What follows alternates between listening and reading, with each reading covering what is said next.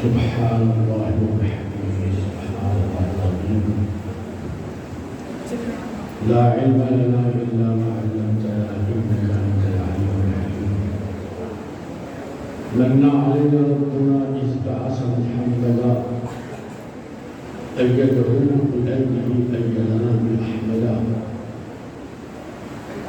أرسله مبشرا أرسله مجدا صلوا عليه دائما صلوا عليه سرمدا بلغ العلا بكماله كشف الدجى بجماله حسنت جميع خصاله صلوا عليه وآله جمعی کتاب قیامت گل او بہار بادا سنمی کبار جمالش دو جہان سار بادا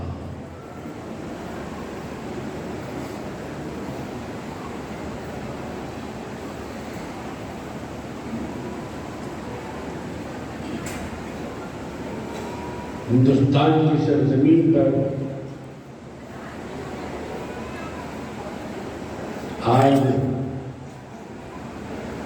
کچھ زیادہ ہی ترنگا لہرایا جا رہا ہے۔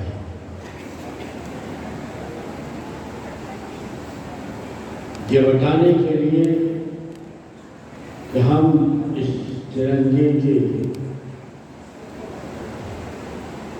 وارفتہ اور شائدہ اور چاہنے والے ہیں، اور اس کے ساتھ کچھ نعرے بھی لگ رہے ہیں۔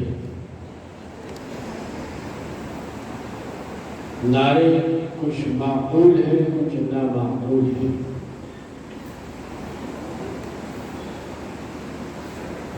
اس ترنگے کو لے کر نعرہ مارنے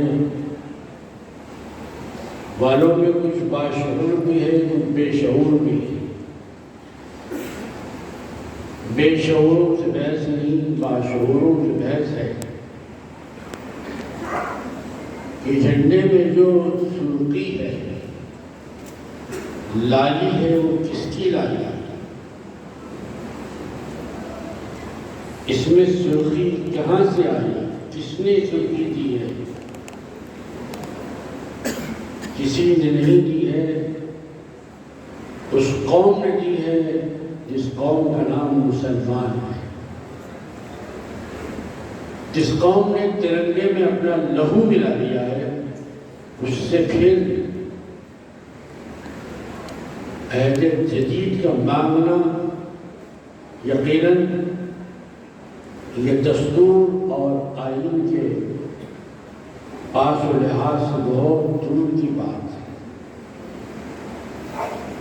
ہم نے، ہمارے آبا و اجداد نے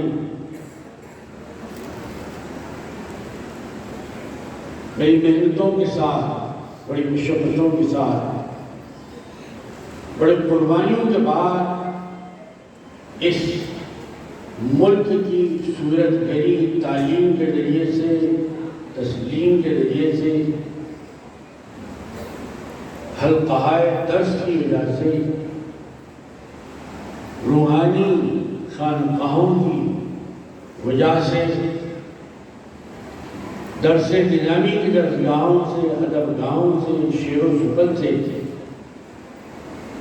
ایک ماحول بنا ہے۔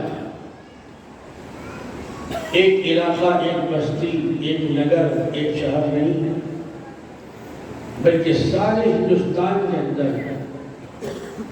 یہ چراغ جلے۔ چراغ جلانے کا مقصد یہ تھا کہ گھر گھر میں چراغ جلے، اندھیرا نہ ہو، گھر باقی رہے، چراغ جلتا رہے۔ اور آج چراغ بھی جل رہا ہے، گھر بھی جل رہا ہے۔ یہ کیفیت، یہ صفت کہاں سے بدلی، اس کا جائزہ لینے کی ضرورت ہے۔ اخلاق کا جلتا ہوا گھر دیکھ رہا ہوں، دیکھا نہیں جاتا مگر دیکھ رہا ہوں۔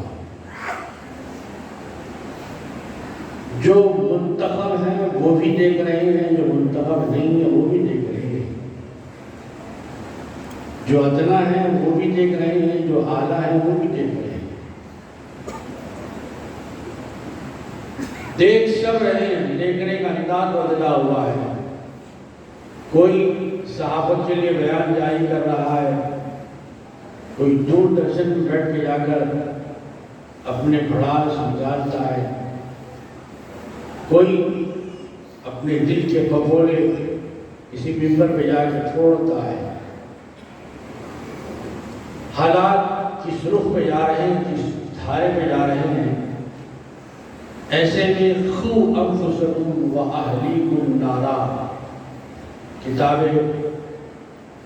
الہی کا یہ پیغام ہمارے لیے سہارا بن کے سامنے آتا ہے۔ جب اللہ سے آپ نے رابطہ قائم کر لیا، پروردگار عالم جو ہو گیا، من کان للہ کان اللہ لوگوں کی تفسیر بن گیا ہے، تو پھر یہ خوف کہاں سے آیا آپ کے پاس، یہ ڈر کہاں سے آیا آپ کے پاس؟ آپ کا قبلہ تو بالکل سیدھا ہے، قبلہ مادی بھی سیدھا ہے، قبلہ روحانی بھی سیدھا ہے، لیکن یہ پھر ڈر کہاں سے آیا؟ اس ڈر کو ختم کرنے کے لیے الہی انتظام ہوا ایسے بندوں کا کہ جو لا خوف علیہم ولا هم یحزنون کا ملبوس پہنے ہوئے اس کائنات میں تشریف لائے۔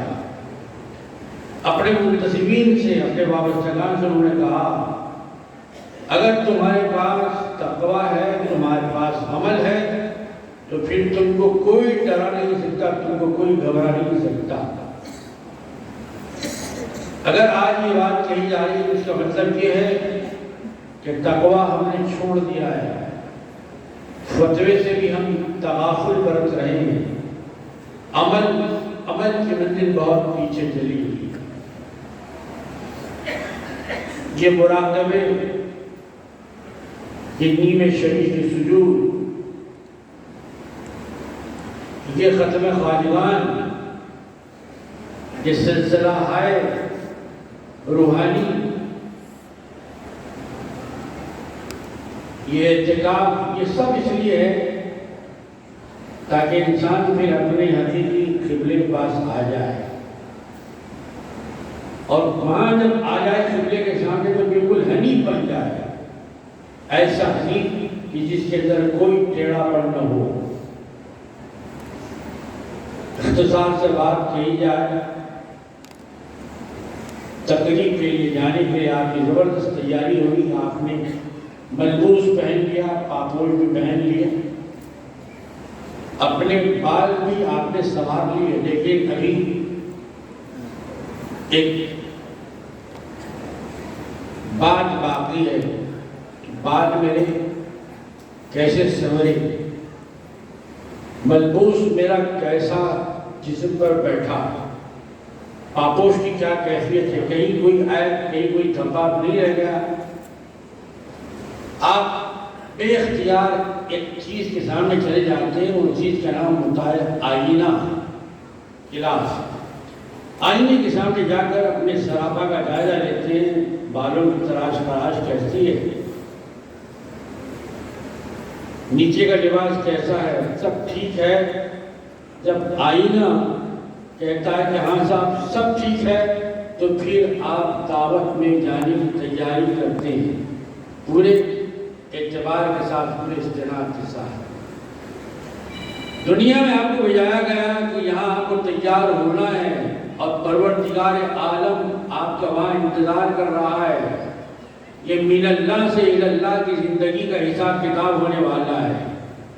وَمَن يَعْمَلْ مِثْقَالَ ذَرَّةٍ خَيْرًا يَرَهُ وَمَن يَعْمَلْ مِثْقَالَ ذَرَّةٍ شَرًّا يَرَهُ کا صندوق کھلنے والا ہے، اس میں کیا کیا دیکھا جانے والا ہے۔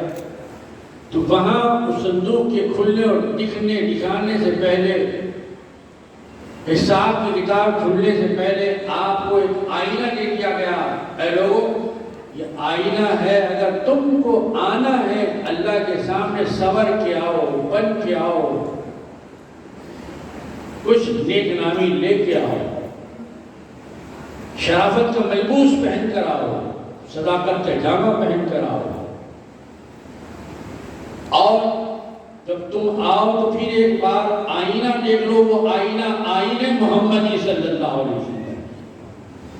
اس آئینے کے اندر جب آپ دیکھ لیں گے کہ واقعی میں اس آئینے کے مطابق سمجھ چکا ہوں، میری کوئی کلچ ٹیڑھی نہیں ہے، میرے بال، میرے پاپوش، میرا لباس اور میرا چہرہ، میرا مہرہ، میرا رنگ، میرا ڈھنگ، یہ سب کچھ آئینہ بتا رہا ہے کہ سیدھا ہے۔ تو آئینہ کہہ رہا ہے کہ ہاں اب تم بارگاہ خداوندی میں جانے کے قابل ہو۔ اور جب وہاں جا رہے ہیں تو یہ تو آئینہ محمدی میں ڈلا ہوا ہے، اسی کا حساب کتاب لینا ہے، سیدھا جنت میں بھی۔ جنت میں جانے کا بہترین ذریعہ سرور کائنات علیہ السلام کی ذات عظمت ماں، تقدس ماں، فضیلت ماں کو بنا گا کہ مرکز ہے، اس مرکز کو چھوڑ کر کوئی کبھی کامیاب ہوا نہ کامیاب ہو سکتا ہے۔ دنیا چاہتی ہے اسی روح محمدی کو مسلمانوں سے نکال دیا جائے، لیکن الحمدللہ وہ کامیاب نہیں ہوں گے، ہم کامیاب ہوں۔ یہ جنہوں نے اقتباس کیا ہے انوار محمدی سے، نقش بندیوں کی شکل میں، خادریوں کی شکل میں، بندہ نوازیوں کی شکل میں، تیفویوں کی شکل میں، چشتیوں کی شکل میں، اشرفیوں کی شکل میں، مختلف اشکال میں جو فیض حاصل کیا ہے، اس فیض کے ذریعے سے وہ سوارتے رہیں گے، الگ نہیں سواریں گے بلکہ اسی آئینے محمدی کے اندر سواریں گے۔ نام الگ الگ رہے گا، پہچان الگ الگ رہے گی، لیکن سوارنا ایک ہی رہے گا۔ وَالضُّحَىٰ وَاللَّيْلِ إِذَا سَجَىٰ مَا وَدَّعَكَ رَبُّكَ وَمَا قَلَىٰ قُلْ إِن كُنتُمْ تُحِبُّونَ اللَّهَ فَاتَّبِعُونِي يُحْبِبْكُمُ اللَّهُ مَن يُطِعِ الرَّسُولَ فَقَدْ أَطَاعَ اللَّهَ لا يرحم المسلم من سلم المسلمون من لسانه ويده۔ یہ مسلمان کی تعریفات آپ کو اسی آئینے کے اندر ملیں گی۔ کٹا بھی گزشتہ 50 سال سے یہی آئینہ دکھا رہا ہے یہاں آنے والوں کو۔ حضرت خدیجہ اللہ اور ان کی ہمشیرہ حافظہ بی بی صاحبہ رحمۃ اللہ تعالیٰ علیہ، اور پھر ان کے بزرگ جانشین حضرت پیر طریقت سید ابراہیم شاہ قادری خدیری چشتی بندہ نوازی یمنی مد اللہ ذلہ العالی فی هذا الدنیا وفی ذالک الدنیا فی هذا العالم وفی ذالک العالم تلک العالم نور اللہ مرقدہ وعطر اللہ صریحہ وبرد اللہ مسجعہ وطاب اللہ صلاة وجعل الجنة مسواہ۔ کہ دانہ خاک میں مل کر گل و گلزار ہوتا ہے، یہ دانہ خاک میں گل و گلزار ہوا تو پھر آج آپ دیکھ رہے ہیں بہار انہیں کی لگائی ہوئی، رات کو رات نہیں سمجھا، دن کو دن نہیں سمجھا، فاقے پہ فاقے رہے۔ اس کے بعد اللہ نے افاقے کی صورت پیدا فرمائی، لوگ آتے گئے، کاروان بنتا گیا، اور پھر جب کاروان آگے بڑھتا گیا تو پھر اس کے ساتھ یہ بھی نعرہ جڑ گیا، حیات لے کے چلو، کائنات لے کے چلو، چلو تو سارے زمانے کو ساتھ لے کے چلو۔ قومی یکجہتی جو ہندوستان میں کثرت کے اندر وحدت کا جلوہ ہے، اس سے معلوم ہو رہا ہے کہ ہندوستان میں بہت سارے مواقع ہیں جو ہم حاصل نہیں کر پا رہے ہیں، اور جو حاصل کر پا رہے ہیں وہ بڑے کامیاب جا رہے ہیں۔ تو ان مواقع کو استعمال کرتے ہوئے جو کہ ابھی جا رہے ہیں، ابھی ان پر پابندیاں جاری نہیں ہوگی، ابھی ان کے قاعدے قانون نہیں بنائے گئے، اس وقت تک آپ کے سامنے بہت سا وقت ہے۔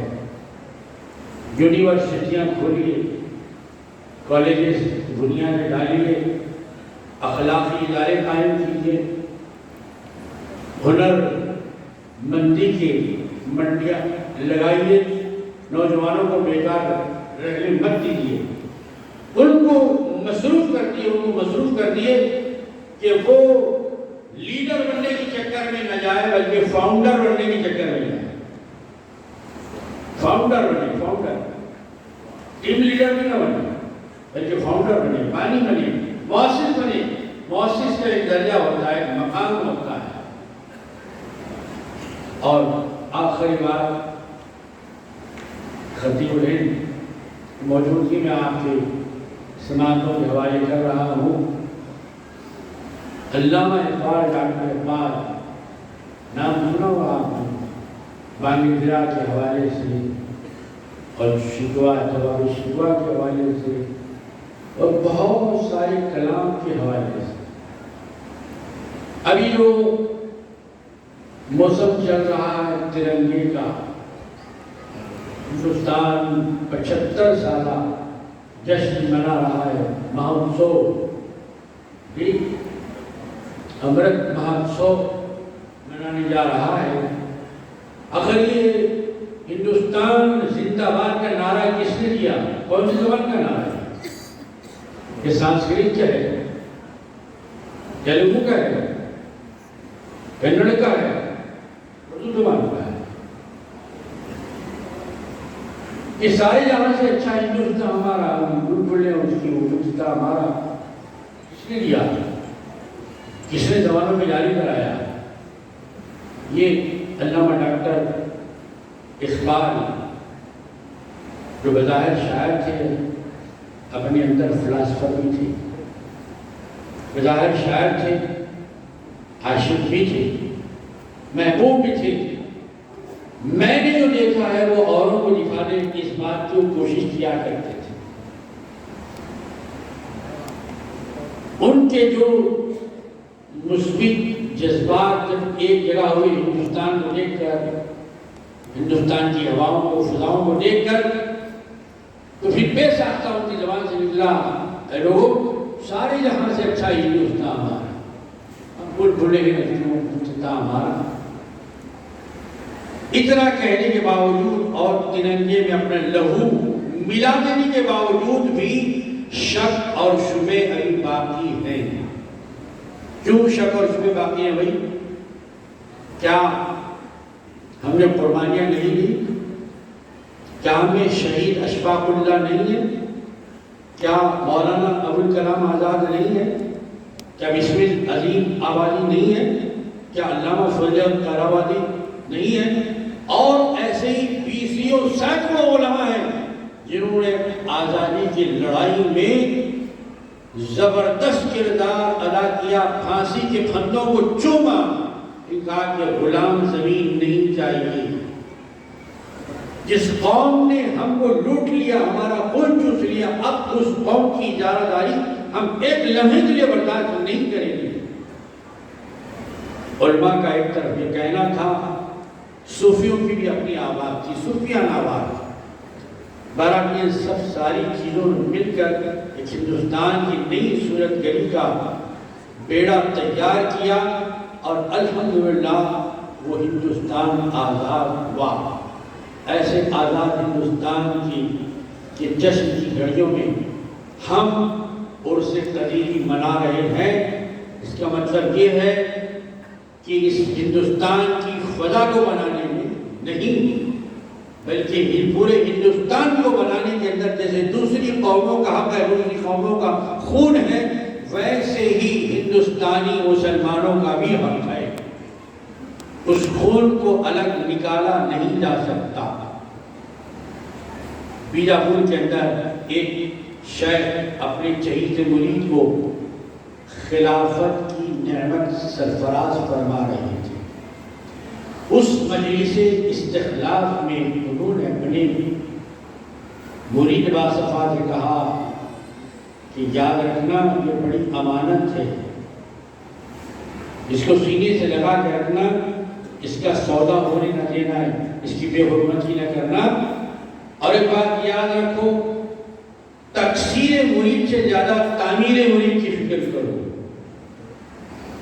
تکثیر مرید سے زیادہ تعمیر مرید کی فکر کرو۔ تعمیر کرنا یہ بہت بڑا کام. اسی انسان کی تعمیر کرنے کے لیے 1,24,000 25,000 80,000 کا وہ بھی پیغمبر آئے. یہ پیغمبر بلڈنگ بنانے نہیں آئے، چار مینار، تاج محل، گول گنبد اور وہ فلاں بنانے کے لیے نہیں آئے تھے. پھر کیا بنانے آئے تھے؟ آدم کے بیٹوں کو بنانے آئے تھے. نوح نبی اللہ کہلائے، آدم صفی اللہ کہلائے، داؤد خلیفۃ اللہ کہلائے.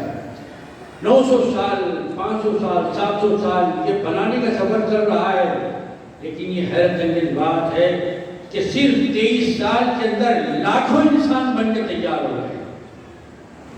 اور ایک غیر مذہب کے لیکن پڑھے لکھے سنجیدہ سینسیبل آدمی کو کہنا پڑا، ماننا پڑا جب اس نے چھنی لے کر ساری انسانیت کی بڑی بڑی شخصیتوں کو چھانا. تو پہلا نام کس کا آیا؟ پہلا نام اس کے پیغمبر کا نہیں آیا، بلکہ پہلا نام سیدنا محمد عربی صلی اللہ علیہ وسلم کے نام نامی اس میں مبارک آیا ہوگا. اگر وہ چھنی لے کر چھاننے والا اپنے مذہبی طور سے عیسائی تھا. اس نے عیسیٰ علیہ السلام کو نمبر دیا 3 اور حضور پاک علیہ السلام کو رکھا نمبر 1 پر. جس کو قدرت نے نمبر 1 رکھا 3 نمبر پر کون لا سکتا ہے؟ اولنا محمد، آخرنا محمد، دیننا محمد، دواؤنا محمد، شفاؤنا محمد، کتابنا محمد، قرآننا محمد، شاہدنا محمد، مشہودنا محمد، وسیلتنا محمد، نبینا محمد، رسولنا محمد، فوزنا محمد، کلمتنا محمد، کلامنا محمد، کلیمنا محمد. یہ حضور پاک علیہ السلام کی جلوگری ہے جو ہمارے اوپر جلبریز ہے. پروردگار عالم یقین اس سے میں فیض نیاب فرمائے گا. اگر ہمارے دامن کھلے ہیں، ہمارے دماغ کھلے ہیں، ہماری آنکھیں کھلی ہیں، یہ محافل مقبر قاص خانقاہ خدیجہ الکتہ شریف میں منعقد ہوتی ہیں تاکہ وہ فیض جو ہمارا منتظر ہے اسے اپنے دامن میں بھر کے لے جائیں اور اپنے گھر کو منور کریں. آخری بات، عطا اسلاف کا جذبے درو کر، عطا اسلاف کا جذبے درو کر، شریک زمرہ لا یحضرو کر، خیرت کی گتھیاں سلجھا چکا میں، میرے مولا مجھے صاحب جنوں کر، وما علینا الا البلاغ. نحمده ونصلي على حبيبه الكريم. الحمد لله وكفى والسلام على عباده الذين اصطفى. أما بعد، أعوذ بالله من الشيطان الرجيم. بسم الله الرحمن الرحيم.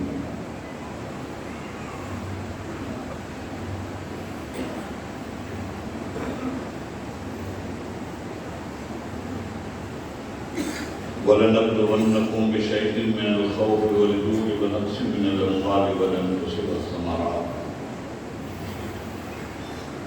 وَبَشِّرِ الصَّابِرِينَ الَّذِينَ إِذَا أَصَابَتْهُم مُّصِيبَةٌ قَالُوا إِنَّا لِلَّهِ وَإِنَّا إِلَيْهِ رَاجِعُونَ. أُولَٰئِكَ عَلَيْهِمْ صَلَوَاتٌ مِّن رَّبِّهِمْ وَرَحْمَةٌ وَأُولَٰئِكَ هُمُ الْمُهْتَدُونَ. آمنت باللہ صدق اللہ العلی العظیم. درود پاک پڑھ لیجیے. اللہم صل علی سیدنا و مولانا محمد المعروف الجود والکرم وآلہ وصحبہ وبارک وسلم صلاۃ دائمۃ بدوام الملک حی القیوم.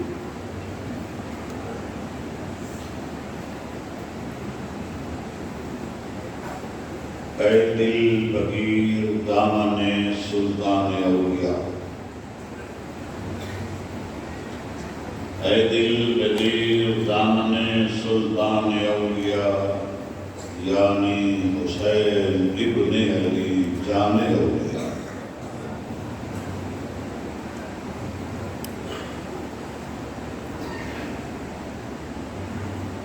صدر باوقار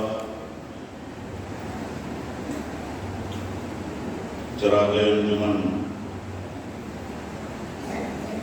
حضرت علامہ سید شاہ منتراب صاحب،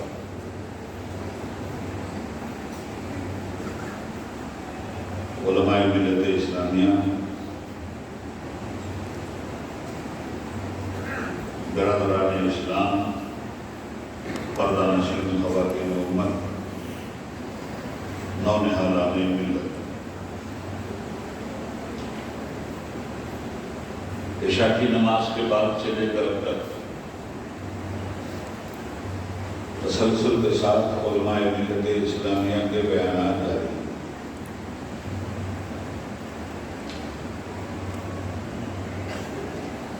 مختلف گوشہائے زندگی پر بہت ہی معرکت الآراء خیالات آئے ہیں، اور مجھ سے پہلے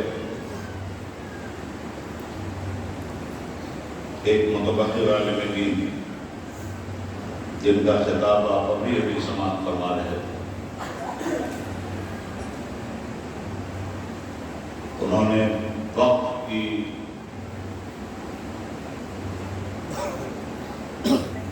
کہ نفس پہ انگلی رکھی، اگرچہ وقت کی کمی کے باعث وہ بہت کچھ کہتے ہیں اور اشاروں میں انہوں نے آپ کو بھی آئینہ دکھایا،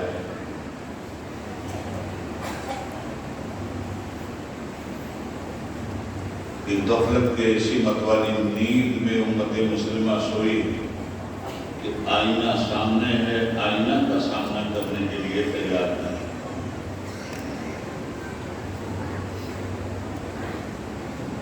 میرے خیال سے اس بزم کی آخری تقریر ہے، اس کے بعد عرس کے دیگر مسائل سامنے آئیں گے۔ چند منٹ میری معلومات آپ سن لیں۔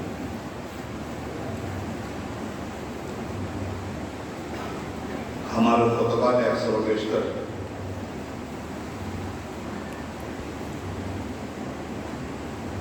خوش عقیدگی پہ زور دیتے ہوئے باطل کے طوفان کو بھی ہمیں دکھایا ہے۔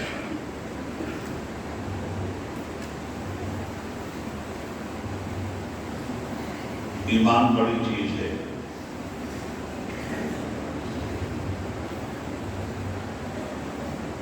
اسے ہم عقیدہ کہتے ہیں، اور عقیدے کا اظہار ہمیشہ عمل سے ہوتا ہے۔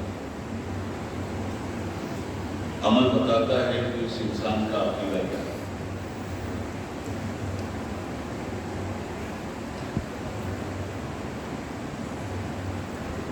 نبی کریم صلی اللہ علیہ وسلم کی اطاعت ہمارے عقیدے میں داخل ہے۔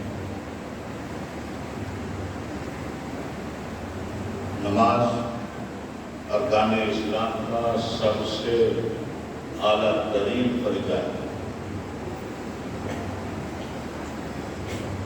کلمہ پڑھ کر ہم یہ ثابت کرتے ہیں کہ ہم مسلمان ہیں، اور نماز چھوڑ کر یہ ثابت کرتے ہیں کہ ہم مسلمان نہیں ہیں۔ ہم جن بزرگوں کے پاس آتے ہیں، ان کی پہچان ان کے عمل سے ہوتی ہے،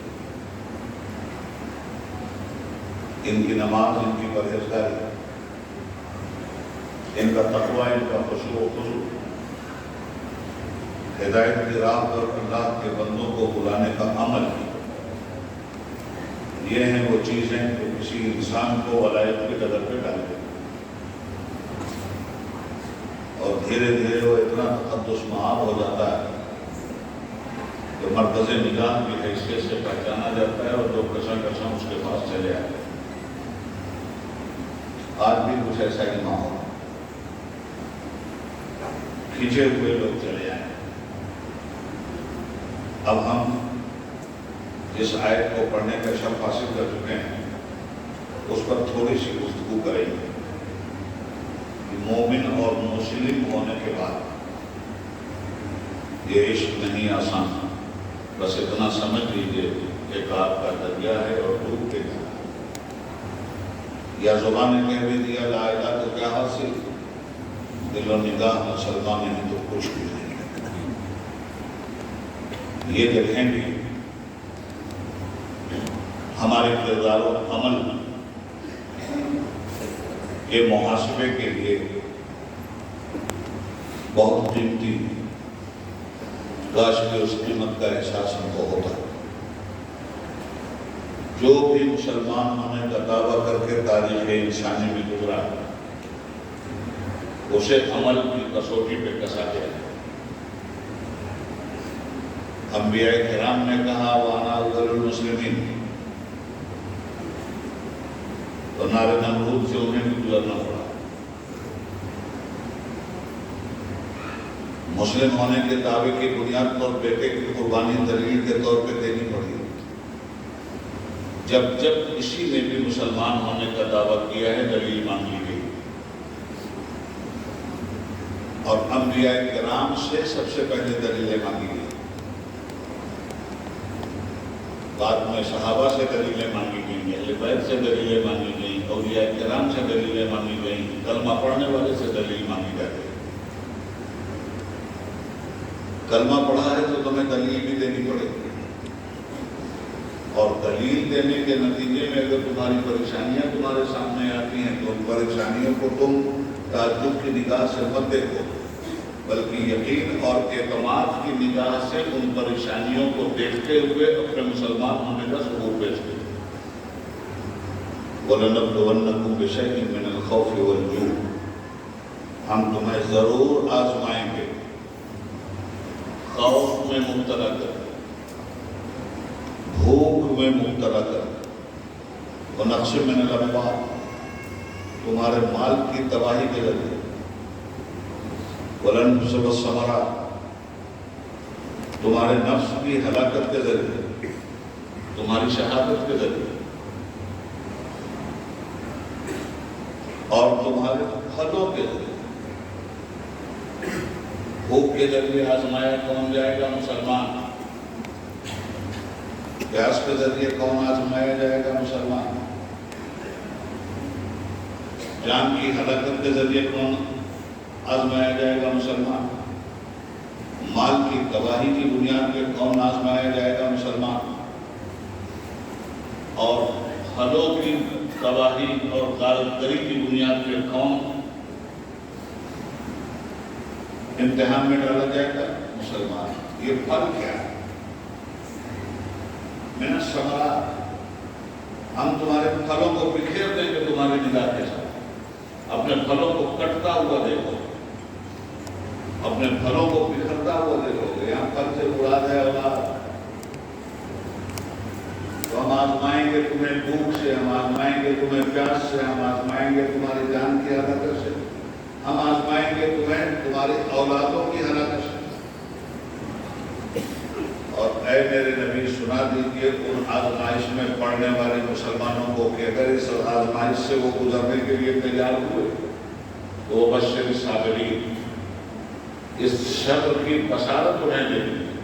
اب ان کا مزاج شریعت محمدی میں ڈھل کے یہ بن جائے گا الذین اذا اصابتهم مصیبہ، جب ان پر کوئی بھی مصیبت آئے قالوا، تو وہ کہیں گے انا للہ و انا الیہ راجعون، ہم تو اپنے رب ہی کے لیے ہیں اور ہم اپنے رب ہی کے لیے رب ہی کی طرف واپس جاتے ہیں۔ اولئک علی ھدی من ربہم واولئک ھم المہتدون، یہ ہیں وہ لوگ جن پر اللہ کی رحمتوں کی بارش ہوتی ہے اور یہی ہدایت یافتہ لوگ۔ اب ہم ذرا انبیاء کرام کی زندگی کا ایک جائزہ لیں، چونکہ آج 13 محرم اور محرم کی نسبت سے حضرت میں نے سوچا کہ تھوڑی سی سعادت آتی ہے۔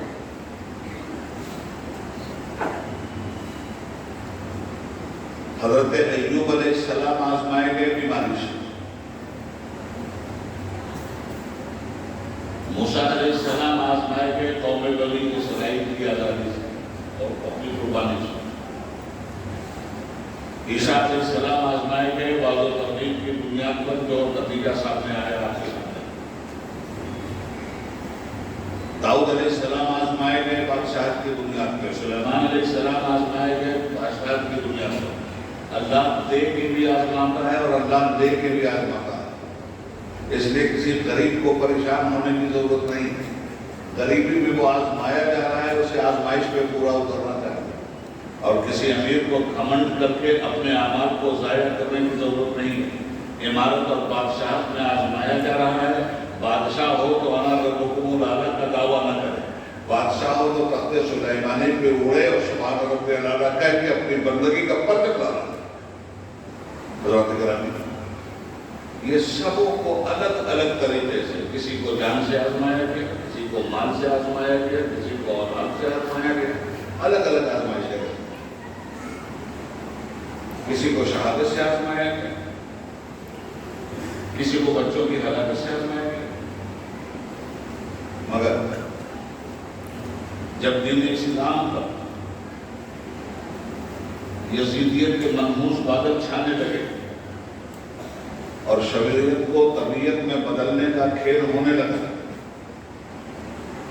تو اللہ تعالیٰ نے اس آزمائش میں منتخب کیا اسے جس کا نام امام حسین علیہ السلام. یہ جو ہم روایتوں میں پڑھتے ہیں اور علماء سے سنتے ہیں کہ نبی کریم کے سینے پہ کھیل رہے ہیں. رسول اللہ کبھی منہ چوم رہے ہیں, کبھی گلا چوم رہے ہیں اور کبھی حسین کو چوم رہے ہیں. کبھی جنت کے جوانوں کا سردار کہہ رہے ہیں, کبھی نور عین کہہ رہے ہیں, کبھی جنت کا پھول کہہ رہے ہیں, کبھی اپنی خوشبو قرار دے رہے ہیں. نماز میں ہیں پشت اطہر پہ حسین مچل کے بیٹھ جاتے ہیں تو سجدہ طویل ہو جاتا ہے. یہ جو اتنی ساری تیاریاں ہو رہی تھی, جس کو اتنے ناز اور پیار سے پالا جائے, پالنے والے کے مشن پہ اگر کوئی وقت آ جائے تو یہ پالا ہوا پالنے اور پوسنے کی وراثت کے جھولے میں کھیلنے والا اس کی آزمائش کی گھڑی آ جاتی ہے کہ اب یہ وراثت کا حق ادا کرتا ہے کہ نہیں, اب یہ دلار اور پیار کا حق ادا کرتا ہے کہ نہیں, اب یہ محبتوں کا جو اظہار اس کے محسن نے کیا ہے اس کا حق ادا کرتا ہے کہ نہیں. تیاری آغوش رسالت میں ہوئی تھی. اور ایک بات اور ذہن رکھیے, واقعہ کربلا کوئی حادثہ نہیں, یہ واقعہ ہے اور یہ واقعہ تاریخ بن گیا. حادثہ اس کو کہتے ہیں کہ کسی اس بلڈنگ کے گرنے کی کوئی توقع ہمیں نہیں ہے اور گر جائے اور ہم کرتے ہیں اور یہ حادثہ ہے. ہم سڑک سے دور جا رہے ہیں پٹری پہ, جو پٹری لوگوں کے لیے بنی ہوئی ہے, گاڑی کے لیے نہیں. اس کے بعد بھی ہمارے اوپر روڈ پہ چلنے والی گاڑی چڑھ گئی ہے حادثہ. اور حادثوں کی دنیا لمبی نہیں ہوتی مگر واقعات کی تاریخ بڑی لمبی ہوتی ہے. حادثات تو وقت کے ساتھ حالات کی قبر میں مدفون ہو جاتے ہیں مگر واقعات زندگی میں عبرت حاصل کرنے کے لیے ہر دور کے لیے نشانے کی بڑھ بنتے ہیں. تو کربلا کا واقعہ اگر حادثہ ہوتا کہ بیٹھ گئے اور یہ حادثہ ہو گیا اب تک دنیا بھول گئی ہو, مگر چونکہ یہ حادثہ نہیں ہے, تاریخی واقعہ ہے.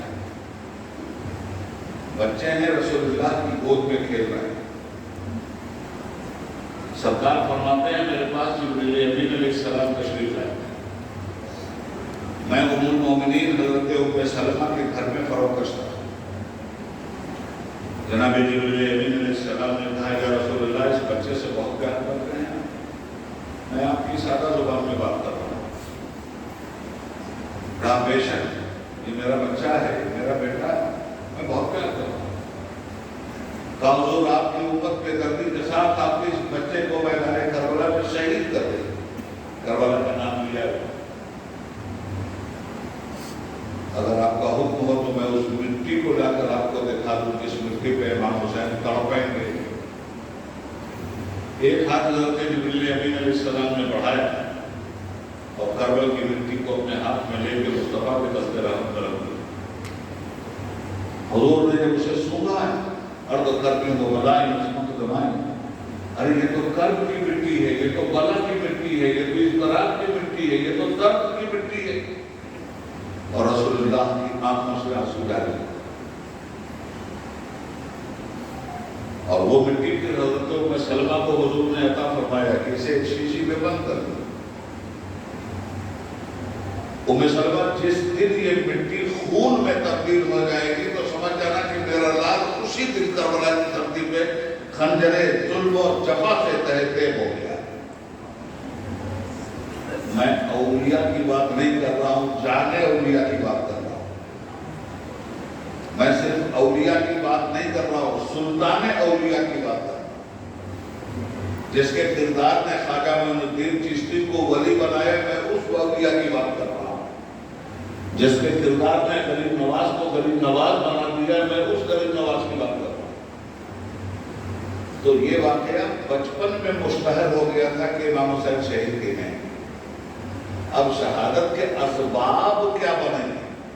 ایک تو یہ ہوتا کہ جا رہے تھے راستے میں اور ایک مظلوم پہ تلوار مار دی گئی اور وہ شہید ہو گیا، تو بھی یہ کہا جاتا کہ بچپن میں چونکہ یہ واقعہ بتا دیا گیا تھا کہ ایک دن یہ کربلا میں شہید ہو گئے. امام حسین کربلا کی طرف سے گزر رہے تھے کہ ایک ڈاکو آئے اور انہوں نے قتل کر دیا. یہ قتل بھی شہادت ہوتا، مگر سبب یہ نہیں بنا کہ ڈاکو آئے اور امام حسین پہ حملہ کیا، مال لوٹا اور چلے گئے اور قتل کر دیا. سبب یہ نہیں بنا. سبب یہ بنا کہ ایک اتنا بڑا ڈاکو پیدا ہوا جو لوگوں کی جان کا ڈاکو نہیں تھا، ایمان کا ڈاکو تھا اور ایمان کے ساتھ ڈکیتی کر رہا تھا. اس ڈاکو کے مقابلہ کرتے ہوئے امام حسین شہید ہوئے. اور اس دن اسلام و ایمان کے ڈاکو کا نام یزید تھا. نبی کریم صلی اللہ علیہ وآلہ وسلم نے دین دیا ہے. دین کی حفاظت مسلمان کی ذمہ داری ہے. اور دین کی حفاظت جیسا کہ میں نے کہا کہ عقیدہ جذبہ باطنی کا نام ہے، اظہار اس کا عمل سے ہوتا ہے. عمل بتاتا ہے کہ آپ کا عقیدہ کیا ہے. آپ نے اگر کلمہ پڑھا ہے تو نماز آپ کو پڑھنی پڑے گی. آپ نے کلمہ پڑھا ہے تو شریعت کی حلت و حرمت پر آپ کو عمل کرنا پڑے گا. آپ نے اگر کلمہ پڑھا ہے تو رسول اللہ کی سنتوں کا چراغ جلانا پڑے گا. آپ نے اگر کلمہ پڑھا ہے تو قدم قدم پر عقیدہ توحید کا پرچم اپنے عمل سے آپ کو ڈالنا پڑے گا. آپ نے اگر کلمہ پڑھا ہے تو قدم قدم پر محمد رسول اللہ صلی اللہ علیہ وسلم کی قربانیوں کے چراغ آپ کو روشن کرنے پڑیں گے. یہ سب کچھ ہوتا رہا مگر 61 ہجری میں اس کو 61 تبدیل کر دیا گیا. اب یزیدی دور میں کیا ہو رہا؟ مسلمانوں پہ تو شریعت لاگو تھی مگر خود بادشاہ پر شریعت لاگو نہیں. مسلمان اگر زناکاری کر رہا ہے تو اسے رجم کیا جاتا ہے مگر بادشاہ کے وزراء ایک نہیں 1000 مرتبہ زناکاری کریں تو ان پہ شریعت کا قانون لاگو نہیں ہوتا. عدالتیں تھیں اور اسلامی عدالتیں تھیں.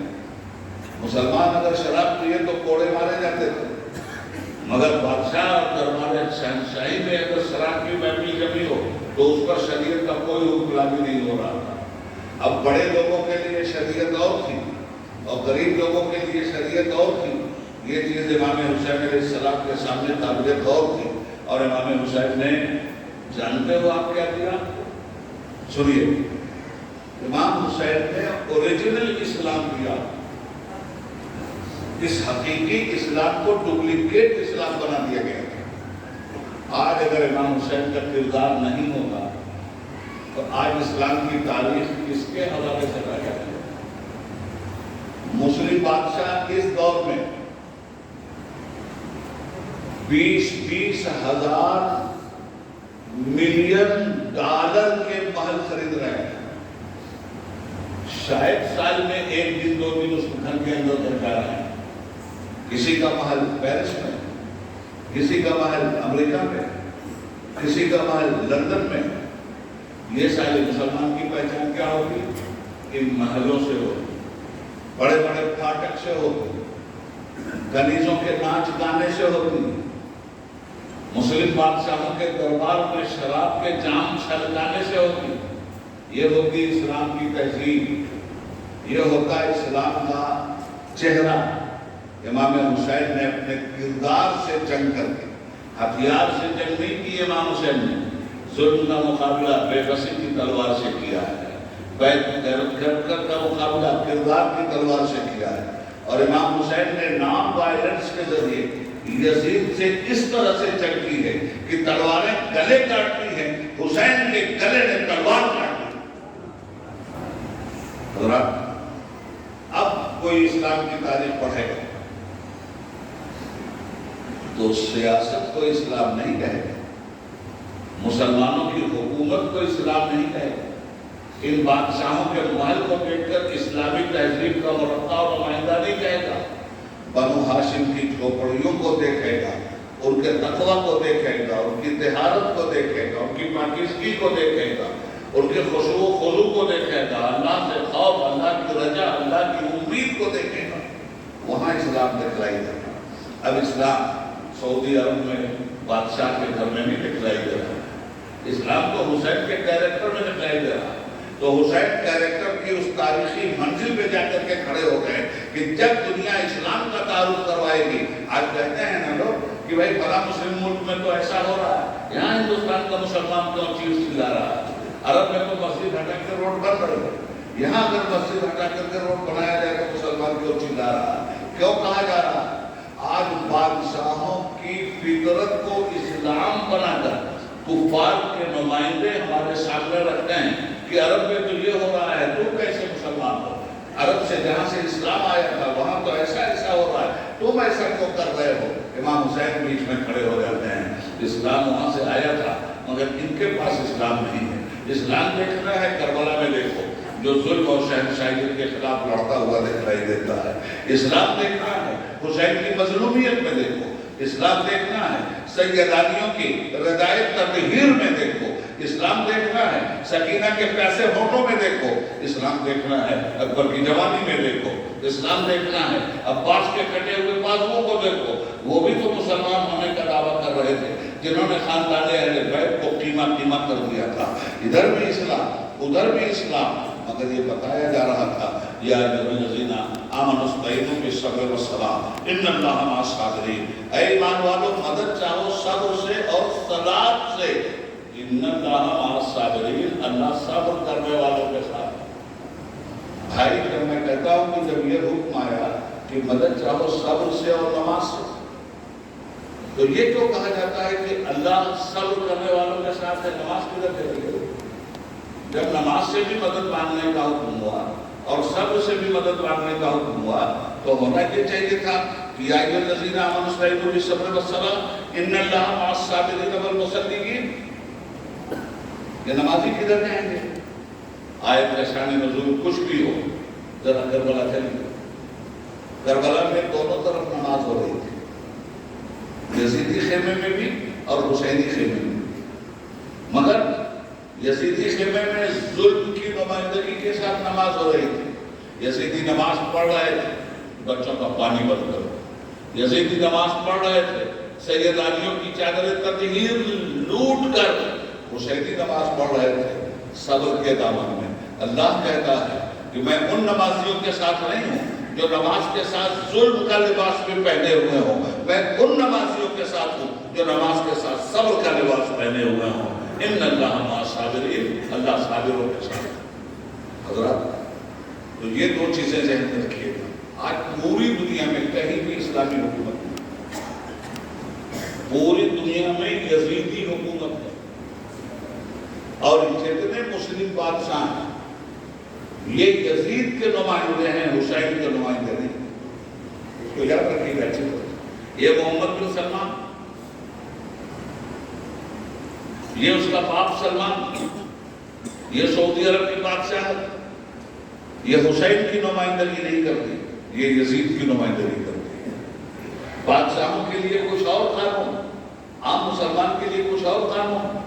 دراصل امام حسین نے اسی فرق کو ختم کر دیا تھا۔ مجھے یاد آتا ہے جب ابو سفیان مسلمان ہوئے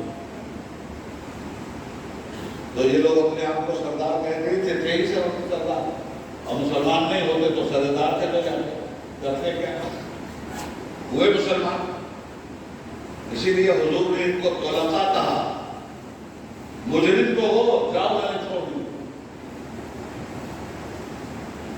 ابو سفیان حضرت بلال بیٹھے، ابو سفیان دامن سمیٹنے لگے، کیوں؟ کہیں بلال سے ٹچ نہ ہو جائے، میں نے بتا۔ سرکار نے پوچھا کیا چھوٹ لگ جائے گا تو ختم ہوا یہ چھوٹ، ختم ہوئی یہ نابرابری۔ اس نابرابری کو یزیدی دور میں، بنو امیہ کے دور میں پھر پیدا کر دیا گیا۔ آپ جانتے ہیں کتنی بڑی مصیبت اٹھائی لوگوں نے، صابروں نے۔ آخری بات ذہن میں اس بات کو رکھیے گا، اسلام آپ کے پاس ہے، بادشاہوں کے پاس نہیں۔ اسلام مسلمانوں کے پاس ہے، مسلم حکومتوں کے پاس نہیں۔ اور اگر امام حسین نے یہ نہ کیا ہوتا تو آج اسلام کی پہچان ظالم حکمرانوں کے ذریعے ہوتی، مظلوم مسلمانوں کے ذریعے نہیں۔ کربلا سے چلا یہ قافلہ، قتل کیے گئے، تباہ کیے گئے، سیدانیوں کو بے پردہ کیا گیا، ہاتھ پیر میں زنجیریں ڈالی گئی، کوفہ میں قید کر کے رکھا گیا، امام حسین کا سر اور شہیدوں کا سر نیزوں پہ بلند کیا گیا۔ دربار شام جا رہا ہے، شام میں جب یہ پہنچے، ملک شام میں دمشق ان کا دارالخلافت ہے، یزید کے محل کو سجا دیا گیا تھا اور پورے شہر کو سجا دیا گیا تھا۔ وہ زمانہ الیکٹرانک میڈیا کا زمانہ نہیں تھا، وہ زمانہ سوشل میڈیا کا زمانہ نہیں تھا۔ آخری بات کہہ رہا ہوں، وہ زمانہ بہت بعد میں پتا چلتا تھا کہ کہاں کیا ہوا۔ میں اپنے بچپن کی آپ کو بات بتاؤں، ہم لوگ بامبے میں رہتے تھے تو گھر کی خیریت بھی ہمیں کم سے کم 15 دن کے بعد ملتی تھی، اس لیے کہ خط بھیجتے تھے، خط جاتا تھا، پھر وہاں سے خط آتا تھا، تب پتا چلتا تھا۔ تو پھر 1400 برس پہلے کیا حال رہا ہوگا؟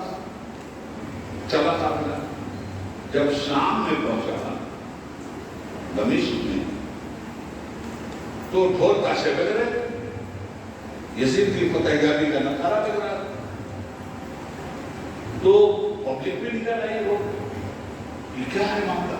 تو دیکھا کچھ سر ہیں نیزے پہ چڑھے ہوئے، کچھ عورتیں ہیں، کچھ بچے ہیں جو اونٹ کی ننگی پیٹھ پہ ہیں، ہاتھ پیر میں بیڑیاں پڑی ہوئی ہیں، عورتیں بالوں سے اپنا چہرہ چھپائے ہوئے ہیں، پبلک پریشان کیے۔ کون لوگ ہیں جانتے ہیں کیا پروپیگنڈا کیا گیا؟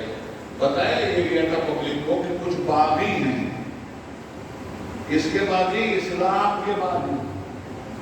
ان باغیوں کو ہمارے بادشاہ نے قتل کروا کر کے اپنے دربار میں بلایا۔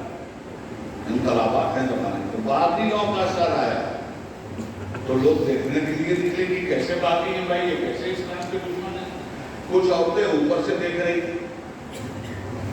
اب جب دیکھا کہ یہ لوگ بیچارے مایوسی میں ایک دم مظلوم لوگ ہیں، تو ایک عورت اوپر سے، ضعیف عورت اتر کے اپنی کچھ خادماؤں کے ساتھ آئی، کچھ کھانا لے کے آئی، پانی لے کے آئی، کچھ کپڑا لے کر کے آئی۔ غور سے سنیے گا، آخری بات لے کر کے آئی اور سیدہ زینب کے سامنے، کیونکہ یہی بڑی تھی، یہی نمائندگی کر رہی تھی، کھانا پیش کر دیا، پانی پیش کر دیا، کچھ کپڑے پیش کر دیے۔ تو سیدہ زینب نے اس خاتون کو دیکھا اور پوچھا، بی بی ہم کوفہ سے اسی طرح پدھے ہوئے آئے، راستے میں نہ کسی نے ہم کو کھانے کے لیے پوچھا، نہ پانی کے لیے پوچھا، بی بی آپ کون ہیں؟ ہم غریبوں پر کیسے رحم آپ کو آ گیا؟ ہمیں چادر دینے کے لیے آپ چلی آئی، کیا معاملہ ہے؟ ہم تو قیدی لوگ ہیں بی بی، ہم آپ کو کیا دعا دیں، آپ کو کیا انعام ہے؟ سنیے۔ تو سیدہ زینب نے کہا، بی بی یہ بتاؤ کہ آخر آپ کو ہمارے اوپر اتنا رحم و کرم کیوں ہے؟ تو اس ضعیف خاتون نے کہا کہ اے مظلوم، کہانی بڑی لمبی ہے، میں جب چھوٹی عمر کی تھی تو مدینے میں رہی، اور مدینے میں رسول اللہ کی بیٹی سیدہ فاطمہ کی میں نوکرانی تھی، خادم تھی، میں ان کی خدمت کرتی تھی، جب ان کا انتقال ہو گیا تو میں اپنے وطن دمشق کے لیے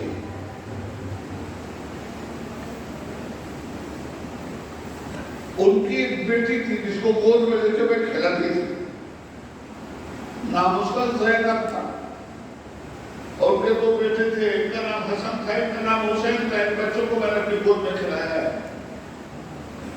اب میں یہاں آ کے خدا جانے ان لوگوں کا کیا حال ہے، مگر بی بی تم بتاؤ نا صحیح، تم لوگ کون ہو؟ سیدہ زینب نے کہا اے محترم خاتون، پہچانو مجھے، میں وہی زینب ہوں جس کو تم گود میں لے کے کھلاتی ہوں، اور یہ جو کٹا ہوا سر تمہیں دکھلائی دے رہا ہے یہ اسی حسین کا سر ہے جس حسین کو تم نے بچپن میں کھلایا تھا۔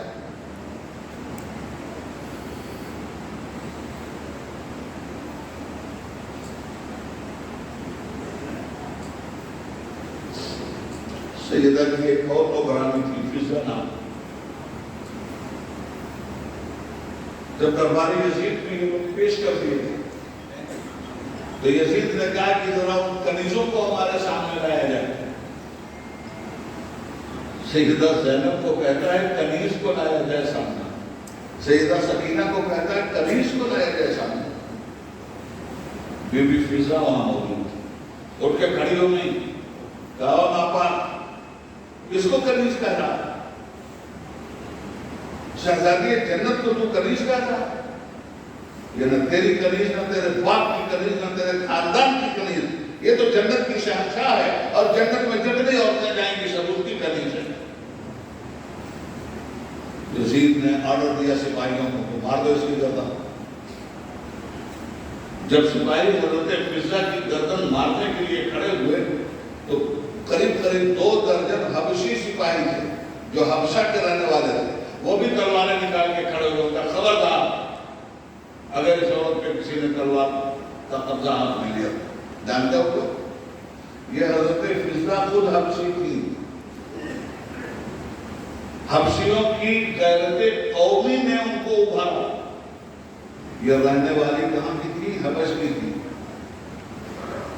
اس طرح سے ان کی جان بخشی ہوئی اور یزید کا۔ عرض یہ کرنا چاہتا ہوں کہ سب لوگ آزمائے گئے ایک ایک چیز، کوئی جان سے آزمایا گیا، کوئی مال سے آزمایا گیا، کوئی اولاد سے آزمایا گیا۔ امام حسین یہ جتنی آزمائشیں تھیں ساری آزمائشوں کو جھیل گئے۔ دنیا میں جتنی ظلم کی کہانی ہے مسلمانوں، وہ سارا ظلم کربلا میں ایک جگہ گیا۔ نمرودی ظلم بھی کربلا میں موجود تھا، فرعونی ظلم بھی کربلا میں موجود تھا، ابو جہلی ظلم بھی کربلا میں موجود تھا، ابو لہبی ظلم بھی کربلا میں موجود تھا۔ ہر دور کے ظالم کے ظلم کا کیریکٹر آپ کربلا میں دیکھ سکتے ہیں۔ تو حسین کے دونوں سے کیسے ٹکرا جاتے ہیں؟ مگر حسین ٹکرائے اس لیے کہ اگر ظلم ہر دور کا اپنی تاریخ لے کے کربلا میں آیا تھا تو صبر بھی ہر دور کا اپنی تاریخ لے کے کربلا میں آیا تھا۔ اسی کربلا میں آدم کی آدمیت بھی حسین میں آ گئی تھی، نوح کی شجاعت بھی حسین کے اندر دیکھی گئی تھی، لوط کی حکمت بھی حسین کے اندر دیکھی گئی تھی، اسماعیل کی قربانی کی دولت بھی لے کے حسین کھڑے ہوئے تھے، ابراہیم کی خلت کی دولت بھی لے کر کے حسین کھڑے ہوئے تھے، موسیٰ کا جمال بھی لے کر کے کھڑے ہوئے تھے، عیسیٰ کا جمال بھی لے کے کھڑے ہوئے تھے۔ ہر چیز کو انگیز کر دیا انہوں نے۔ تاریخ کیا بنی؟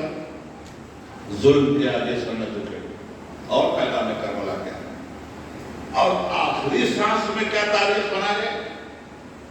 ہو سکے تو لائیے دونوں جہاں میزان میں نے ایک سجدہ زمین کربلا سے دے دیا۔ آخری سانس میں وہ کون سا میسج دے گئے، کون سا پیغام دے گئے؟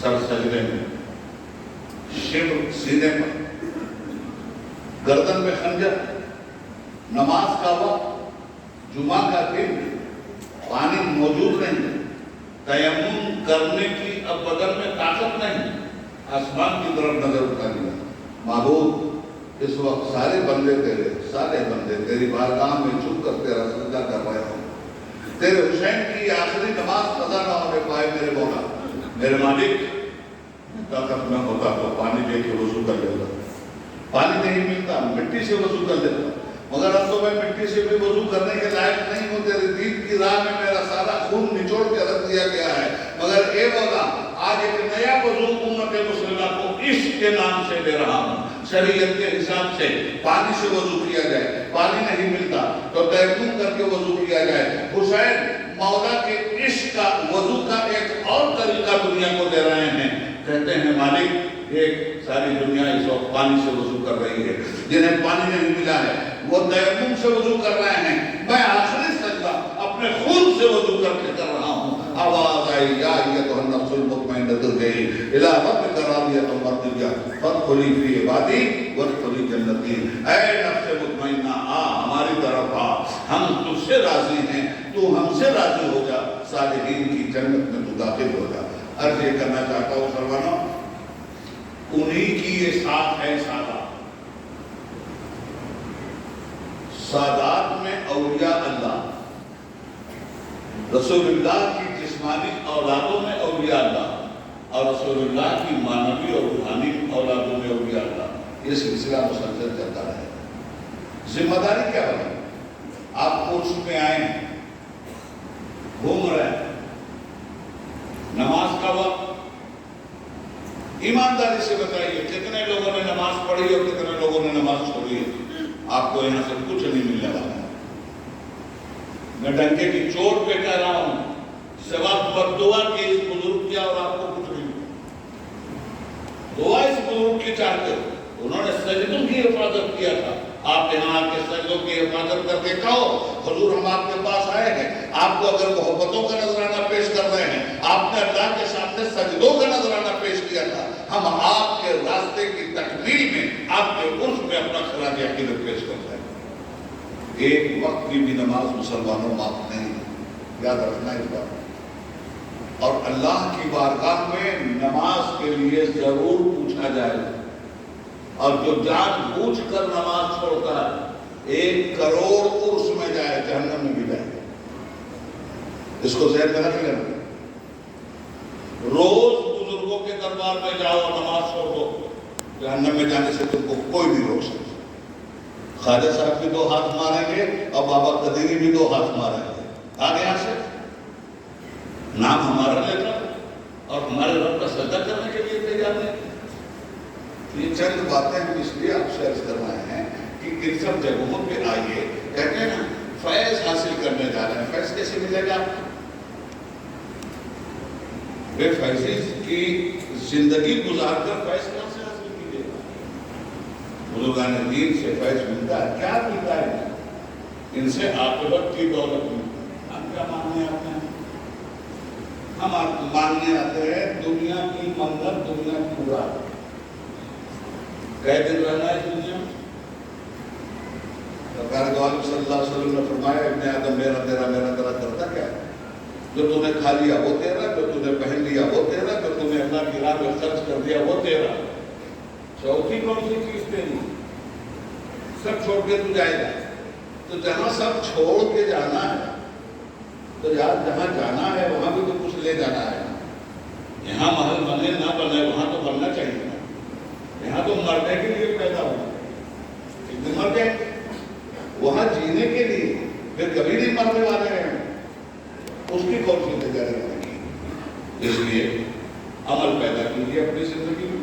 میں آپ کو کوئی تانا نہیں دے رہا، میں آپ سے مخلصانہ گزارش کر رہا ہوں کہ آپ اپنا نقصان کروائیں، ایک ایک لمحہ آپ اپنا برباد کرنا ہے، آپ کا ہر عمل نامہ اعمال میں لکھا جا رہا ہے۔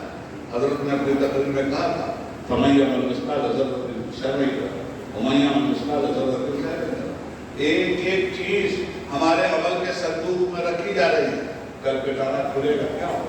پٹارا کھلے تو خیر نکلے شر نہ نکلے۔ اللہ تبارک و تعالیٰ ان بزرگوں کے دربار میں آنے کا صحیح ہمیں سلیقہ عطا فرمائے، مسجدوں کی نماز عطا فرمائے، اور خانقاہوں میں سنت کی بنیاد پر عمل کرنے کا طریقہ اور سلیقہ عطا فرمائے۔ خدا حافظ، السلام علیکم۔ وعلى آله وصحبه البررة أما بعد قال تعالى في شأن حبيبه إن الله وملائكته يصلون على النبي يا أيها الذين آمنوا صلوا عليه وسلموا تسليما اللهم صل على سيدنا محمد وعلى آله وصحبه أفضل صلواتك وعلى معلوماتك وبارك وسلم. صاحب و خالق کائنات کا بہر احسان ہے مولا تعالیٰ نے ہمیں انسان اور مسلمان بنا کر امت محمدیہ صلی اللہ تعالیٰ علیہ وآلہ وسلم میں پیدا فرمایا. بالکل اختصار کے ساتھ عرض کروں گا حضرت سیدنا جبرائیل امین علیہ السلام آپ پیارے آقا نبی کریم صلی اللہ علیہ وسلم کی بارگاہ میں تشریف لاتے تو بسا اوقات انسانی روپ میں بھی تشریف لاتے, انسانی صورت میں بھی تشریف لاتے. حضرت سیدنا دحیہ کلبی رضی اللہ تعالیٰ عنہ وہ صحابی رسول ہیں جو کھیتی باڑی کیا کرتے تھے, اور یہ جب بھی دربار رسالت میں آپ صلی اللہ علیہ وسلم میں حاضر ہوتے تو موسمی میوہ جو بھی ہوتا وہ پیارے آقا صلی اللہ علیہ وسلم کی بارگاہ میں پیش فرماتے. حضرت جبرائیل علیہ السلام دحیہ کلبی رضی اللہ تعالیٰ عنہ کی صورت میں بھی پیارے آقا صلی اللہ علیہ وسلم کی بارگاہ میں حاضر ہوتے. تو حضرت امام حسن اور امام حسین رضی اللہ عنہ دونوں چھوٹے بچے ہیں. دحیہ کلبی کو وہ دیکھتے کہ جنگل سے جب آپ آتے ہیں تو ان کے لیے کچھ نہ کچھ میوہ لاتے ہیں, تو اس کی عادت پڑ گئی تھی جب بھی وہ تشریف لاتے تو ان کے جیب کٹولتے, ان کے دامن کو کٹولتے. اب اس مرتبہ حضرت جبرائیل علیہ السلام بارگاہ رسالت میں حاضر ہے مگر صورت دحیہ کلبی کی ہے. حضرت حسین وہاں پر تشریف فرما تھے. آپ جبرائیل علیہ السلام کو دحیہ کلبی سمجھ کر آپ کی گود میں گئے اور آپ کے جیبوں کو ٹٹولنا شروع کیا. پیارے نبی صلی اللہ علیہ وسلم نے یہ کہتے ہوئے امام حسین کو اپنے طرف کھینچا, اپنے قریب کیا کہ بھائی جبرائیل, حسین یہ آپ ہیں ان کو اندازہ نہیں ہے, چونکہ آپ دحیہ کلبی کی صورت میں آئے ہیں تو یہ آپ کو نہیں جانتے, آپ کا مرتبہ نہیں جانتے. جبرائیل علیہ السلام کون ہے؟ فرشتوں کے سردار. جبرائیل امین علیہ السلام کون ہے؟ فرشتوں کے معلم, استاد. وہ بارگاہ رسالت میں دحیہ کلبی کی صورت میں ہے اور پیارے نبی صلی اللہ علیہ وسلم امام حسین کو اپنی طرف کھینچا, اپنے قریب کیا یہ کہتے ہوئے. تو جبرائیل علیہ السلام بڑے ہی ادب کے ساتھ عرض کرتے ہیں کہ یا رسول اللہ صلی اللہ علیہ وسلم, حسین کو آپ مجھ سے دور مت کیجیے, اس لیے کہ ایسا بھی ہوا ہے کہ فاطمہ دن تمام اپنے شوہر اور بچوں کی خدمت میں رہتی اور رات تمام پروردگار عالم کی بارگاہ میں حاضری دیتی, نماز ادا کرتی. فجر سے پہلے وہ کچھ دیر آرام کرنا چاہتی, ان کی آنکھ لگی ہوتی اور ادھر جھولے میں حسین رونا چاہتے. تو اللہ تعالیٰ کا حکم ہوتا ہے کہ جبرائیل اپنے مقام سے باہر آؤ اور دیکھو میرے حبیب کی چہیتی لاڈلی بیٹی فاطمہ رضی اللہ تعالیٰ عنہا وہ دن تمام اپنے گھر والوں کی خدمت میں لگی رہی اور رات تمام میری خدمت میں لگی رہی. فجر سے پہلے فاطمہ کچھ دیر سونا چاہتی ہے, فجر سے پہلے فاطمہ کچھ دیر آرام کرنا چاہتی ہے اور ادھر جھولے میں حسین رونا چاہتے ہیں. کہیں حسین کے رونے کی وجہ سے فاطمہ کی نیند میں خلل نہ آ جائے, تم عرش سے جا کر مدینے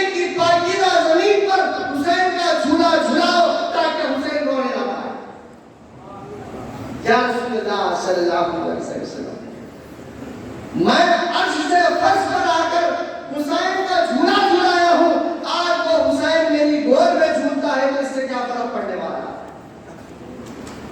یہ پیارے آقا صلی اللہ علیہ وسلم کے گھر والوں کی شان، امام حسین کی شان، بہت سی باتیں ہیں۔ میں آخری بات کا ذکر کے میں اپنی بات کو ختم کروں گا۔ میرے بزرگوں اور دوستوں، محدث لقب حضرت سیدنا ابو الحسنات سید عبداللہ شاہ صاحب نقشبندی مجددی قادری رحمۃ اللہ تعالی علیہ تحریر فرماتے ہیں، میدان قیامت میں بابا آدم علیہ السلام سے لے کر آج تک کے جتنے مرحومین ہیں اور آج دنیا میں جتنے لوگ موجود ہیں اور آج سے لے کر قیامت تک جتنے لوگ پیدا ہونے والے ہیں، ان سب کو جمع کیا جائے گا۔ میدان محشر میں تمام لوگ جمع ہوں گے، اللہ کی بارگاہ سے اعلان ہوگا، اے میدان محشر میں جمع لوگو، اپنی آنکھیں کھولو اور دیکھو کہ میرا ایک بندہ تمہارے سامنے سے گزرنے والا ہے، وہ دنیا میں کبھی میری معصیت نہیں کیا، میری نافرمانی نہیں کیا، اس سے کبھی اس سے میری کبھی نافرمانی نہیں ہوئی۔ تو تمام اہل محشر آنکھ کھول کر دیکھیں گے تو وہ محشر کے میدان میں لوگوں کے سامنے سے کون گزرے گے؟ حضرت یحییٰ علیہ السلام گزرے گے۔ تمام لوگوں کو دیکھیں گے کہ کیسے یہ اللہ کی شاندار باتیں ہیں کہ کبھی ان سے کوئی بھول نہیں ہوئی۔ اس کے بعد اعلان ہوگا کہ اے میدان محشر میں جمع لوگو، اپنی آنکھوں کو بند کرو۔ یہ آنکھیں بند کرنے کا حکم کیوں دیا جا رہا ہے؟ آگے بتایا جاتا ہے کہ اب یہاں سے ایک خاتون گزرنے والی ہے، اس لیے اپنی آنکھوں کو بند کرو۔ یہ لکھنے کے بعد محدث لقب رحمۃ اللہ تعالی تحریر فرماتے ہیں کہ لوگوں، یہ آنکھیں بند کرنے کا حکم اس لیے نہیں دیا جائے گا کہ دنیا میں غیر مرد عورت کو نہیں دیکھ سکتا تھا اور غیر عورت مرد کو نہیں دیکھ سکتی تھی، تو احکام پر حکم پر عمل کرنے کے لیے نہیں، بلکہ وہ جو گزرنے والی پاکیزہ خاتون ہوگی ان کی حالت اتنی درد بھری ہوگی، ان کی حالت اتنی خطرناک ہوگی کہ اس کو میدان محشر میں جمع لوگ دیکھنے کے بعد برداشت نہیں کر سکتے، اس لیے یہ حکم ہوگا۔ تو آنکھیں میدان محشر میں لوگ بند کر لیں گے، وہ لوگوں کے سامنے سے کون گزرے گی؟ وہ خاتون، وہ گزرنے والی کوئی اور نہیں، محمد رسول اللہ صلی اللہ علیہ وسلم کی صحیح بیٹی بی بی خاتون جنت فاطمہ زہرا رضی اللہ تعالیٰ عنہا وہ لوگوں کے سامنے سے گزرے۔ آگے بڑھنے کے بعد ان کی حالت کیسے ہوگی؟ حضرت تحریر فرماتے ہیں کہ ایک آپ کے ہاتھ پر حضرت امام حسن کا زہر آلود ٹوٹا، جس پر آپ شہید ہوئے تھے، زہر دے کر آپ کو شہید کیا گیا تھا، وہ جبہ مبارک آپ کے ہاتھ میں ہوگا۔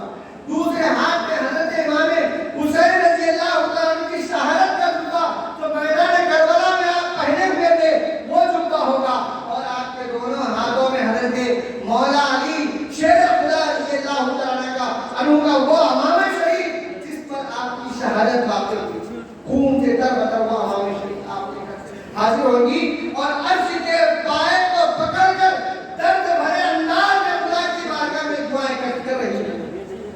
جبرائیل علیہ السلام اللہ کے حکم پر پیارے نبی صلی اللہ علیہ وسلم کے پاس جائیں گے اور عرض کریں گے کہ یا رسول اللہ، فاطمہ اتنی بگڑی ہوئی ہے کہ ان کو کوئی سوال نہیں سکتا، آپ تشریف لائیے، فاطمہ کی حالت ہوئی۔ پیارے نبی صلی اللہ علیہ وسلم میدان محشر میں عرش کے پاس تشریف لائیں گے، دیکھ رہے ہوں گے کہ فاطمہ بہت ہی درد بھرے انداز میں خدا کی بارگاہ میں تجھے گزاری کر رہی ہیں۔ آپ ارشاد فرماتے ہیں کہ بیٹی، آج میدان قیامت ہے، آج ہم اپنا درد یہاں بیان کرنے کے لیے جمع نہیں ہوئے ہیں، آج ہم کو درد پیش کرنا نہیں ہے، بلکہ لوگوں کا درد ہم کو سننے کے لیے یہاں جمع کیا گیا۔ حضرت بی بی فاطمہ زہرا رضی اللہ عنہا پیارے نبی صلی اللہ علیہ وسلم ارشاد فرمائیں گے کہ بیٹی، تم اپنے ہاتھوں میں یہ حسین کا جبہ لو، حسن کا جبہ لو، علی کا امامہ لو، اور میں اپنے ہاتھوں میں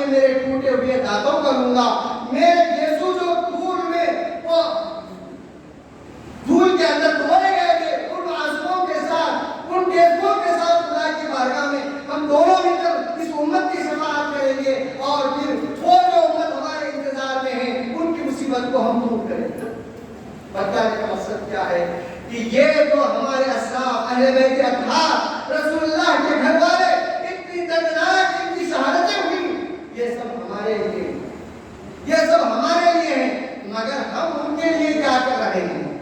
ہم ان کی یاد کیسے مناتے ہیں جس اسلام کے امام حسین رضی اللہ تعالیٰ عنہ نے اپنے اور اپنے گھر والوں کی، اپنے یاروں کی شہادت کے ساتھ ہم تک پہنچایا ہے؟ اس اسلام پر ہمیں عمل کرنے کی ضرورت ہے۔ وآخر دعوانا الحمدللہ۔